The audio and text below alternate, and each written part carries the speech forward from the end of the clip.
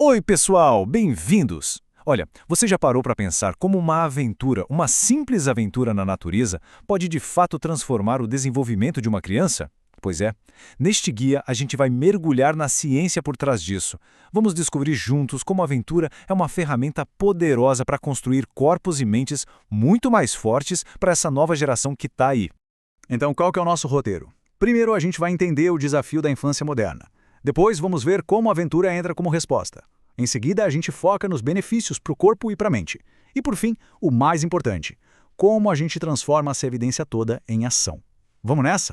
Bom, para começar, a gente precisa entender o cenário atual, né? Qual é o grande desafio que as crianças e os adolescentes de hoje estão enfrentando? A gente está falando de uma mudança bem profunda na forma como eles crescem.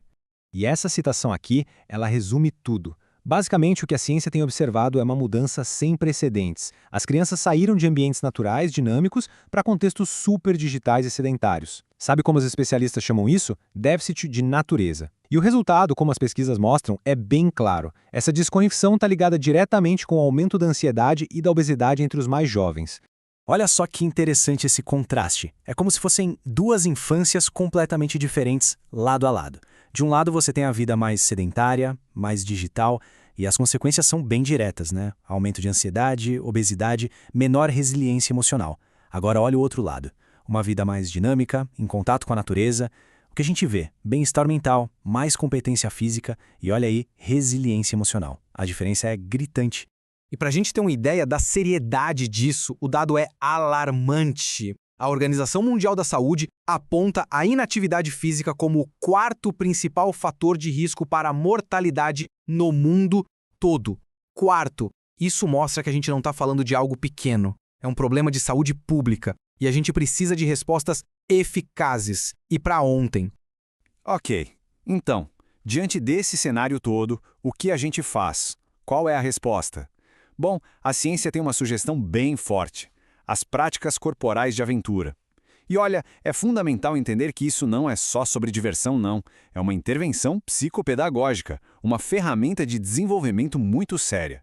Mas afinal, o que são essas práticas corporais de aventura, ou PCAs? Pensa assim, são experiências criadas para desafiar a pessoa tanto física quanto mentalmente e geralmente em ambientes naturais. O legal é que o aprendizado, a adaptação que acontece ali vai muito além daquele momento. É algo que a pessoa leva para a vida. E o que faz uma aventura ser, bem, uma aventura de verdade? São alguns elementos-chave. Primeiro, um ambiente meio desconhecido. Depois, um desafio físico. A necessidade de cooperar com a equipe. E aqui está o pulo do gato. Um risco que é percebido, mas que é controlado. Isso gera o que os cientistas chamam de eustresse, que é tipo um estresse positivo, sabe? Aquele que te deixa alerta, focado e engajado. Beleza, já entendemos o que é, mas e na prática? Quais são os resultados? Agora a gente entra nos benefícios que dá para medir, tanto para o corpo quanto para a mente. E sério, os dados são bem impressionantes. Olha só essa tabela. A pesquisa coloca os benefícios em números. A gente vê otimização da coordenação motora, do equilíbrio, um aumento de 27% na atividade física de moderada a vigorosa. Isso é muita coisa. E ainda tem a redução do risco de obesidade e até uma melhora na qualidade do sono. São ganhos muito concretos para a saúde. Mas não é só o corpo que sai ganhando, não. A aventura é uma fábrica de uma coisa que os pesquisadores chamam de tenacidade mental. É, basicamente, aquela força interna para a gente conseguir lidar com os desafios e as frustrações da vida, sabe? E como que isso acontece? Pensa na sensação de superar um obstáculo que você achava que era impossível.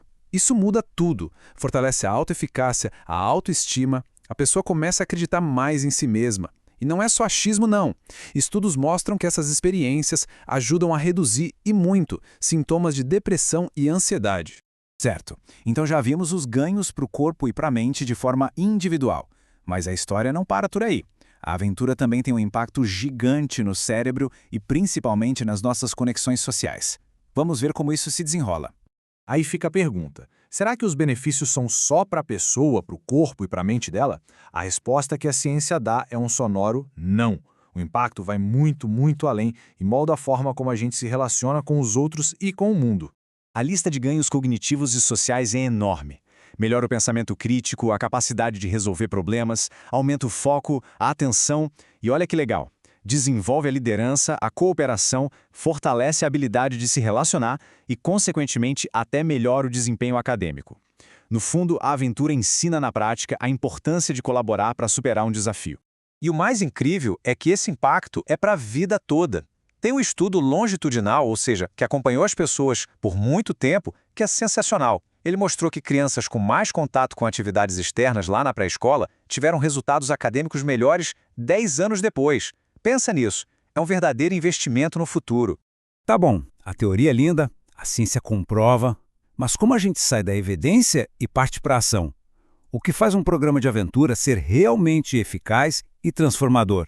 A pesquisa aponta algumas características cruciais. Primeiro, os programas mais eficazes são de longo prazo, não é só um passeio de um dia.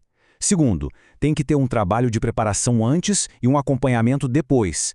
E talvez o mais importante de tudo, o programa precisa dar autonomia, dar poder de escolha para o participante. Claro que implementar isso não é tão simples. Existem barreiras. A gente sabe da ansiedade dos pais, das preocupações das escolas e até uma certa aversão cultural ao risco. Mas isso levanta uma reflexão importante, né? Talvez a gente precise mudar um pouco a nossa mentalidade e começar a ver o risco controlado não como um perigo, mas como uma baita oportunidade de crescimento.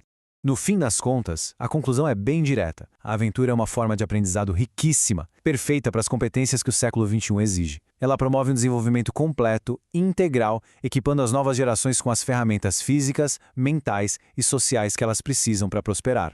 E isso tudo nos deixa com uma pergunta para refletir. Com base em tudo isso que a gente viu, que tipo de aventuras nós estamos de fato oferecendo para as nossas crianças? Que oportunidades elas estão tendo para crescer e florescer de verdade?